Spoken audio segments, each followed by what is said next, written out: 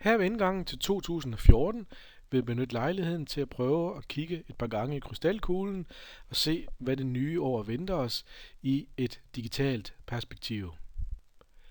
Først og fremmest så ser vi med spænding frem til, at de nye fælles mål de bliver forenklede. Fælles mål, det er jo folkeskolens DNA, og i vores regi er det jo spændende at se, at IT nu efter 20 år som integreret fag nu endelig skal realiseres gennem målbeskrivelser i forhold til både kompetencemål, færdighedsmål og vidensmål. Forhæfte 48 udfases, og det betyder, at vi må forvente at kunne se, at der er IT-kompetencer beskrevet i samtlige fag og fagområder. Det kunne eksempelvis komme til at betyde, at der for nogle fags vedkommende kommer til at stå, at et regneark skulle kunne bruges som problemløsningsredskab, eller at eleverne skal kunne håndtere kommunikation gennem webbaserede medier. Spændende perspektiver, og ikke mindst set i lyset af, at innovation og entreprenørskab også er et af de her tværgående emner, som kommer i spil i forhold til hele fagrækken. Med et øget fokus på IT i en faglig sammenhæng, så kan vi jo måske allerede begynde at skue, at det ønske vi i IT-vejlederforeningen har haft gennem lang tid, nemlig at IT var en naturlig del af prøvegrundlaget, at det endelig bliver realiseret, således at vores unge de efterhånden får en tidsvarende mulighed for at udtrykke sig gennem IT og medier, både i forbindelse med prøverne i dansk og sprogfag, men også i forbindelse med de andre eksamensfag eller prøvefag, som jo er traditionelt meget papir og analogt baseret. Skolebiblioteket står også for en forandringsproces. Vi har arbejdet med bekendtgørelsen igennem et halvandet års tid, og vi håber, at det ender med, at der kommer nogle tydelige pejlemærker, således at vi får et didaktisk vejlederforum på skolerne, som kan bidrage til at støtte ledelsen i forbindelse med at drive skoleudvikling, således at de elementer, der ligger i reformarbejdet, et langt stykke hen ad vejen, kan understøttes af flere forskellige lag i skolen. Løbende kompetenceudvikling for arbejde med klasserumsledelse, digitale læremidler med videre,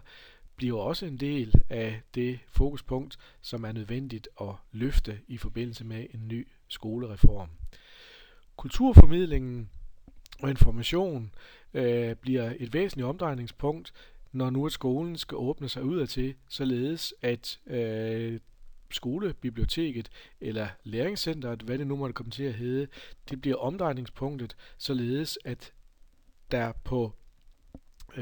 skolen er et ressourcecenter, der kan tage den fornødne kontakt til at være bindeled til skolen og det omgivende samfund.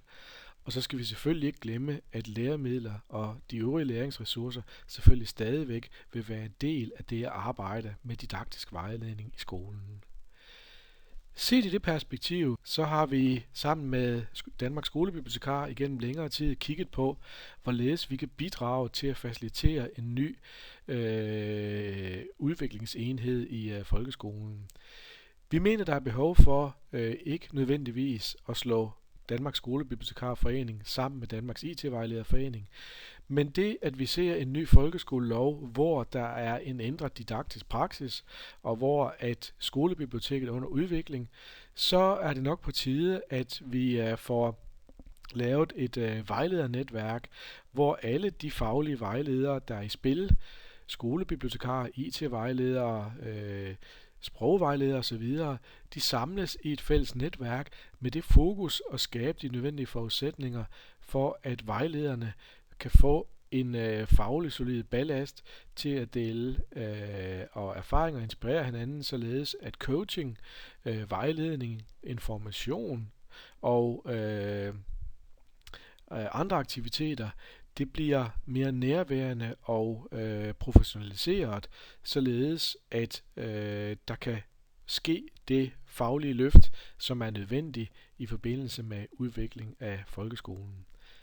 Danmarks Skolebibliotekarer IT-vejlederne foreningen vil tage initiativ til at få samlet de faglige lærere, de faglige foreninger, her i løbet af januar måned, således at vi kan foretage de første spadestik med henblik på at få lavet et netværk og få de nødvendige formaliteter i orden, således at det netværk stille og roligt kan udvikle sig efterhånden, som en ny folkeskolereform den tager sin form. Men allerede inden vi kommer i gang i det nye år, så melder BET sig jo for døren, og mange er sikkert allerede i gang med de indledende forberedelser. Personligt håber jeg, at vi får nogle bud på, hvorledes at IT og medieanvendelse får en styrket position i forhold til de mange tiltag med at kigge på, hvorledes Flip Classroom, hvor man forbereder sig hjemme, og så går man i gang med aktiviteterne i skolen, hvor at der gives plads til, hvorledes IT har en væsentlig rolle, når det princip det skal designes i et eller andet omfang. Jeg håber også, at vi får flere bud på, hvorledes at bevægelser i IT hænger sammen.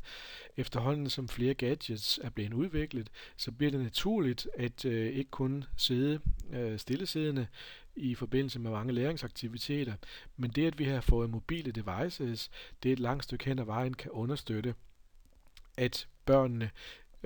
de også kommer i sving med IT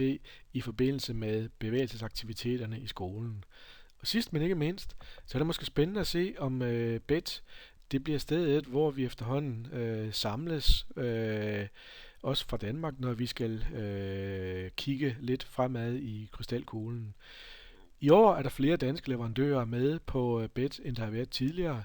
Gyldendal var der sidste år, de er der i år igen, men nu får vi så også at se, at et andet større forlag, Alinia, dukker op sammen med Solutos med flere. Måske kan BET for alvor blive en konkurrent til Danmarks Læringsfestival, som i år har taget form med en sammensmeltning af Bogmessen og så det tidligere uddannelsesforum for den østlige del af Danmarks vedkommende, mens vi her i Jylland stadigvæk må nøjes med Bogmessen. Jeg håber, at den internationalisering, som foregår på mange områder, at den kan bidrage til, at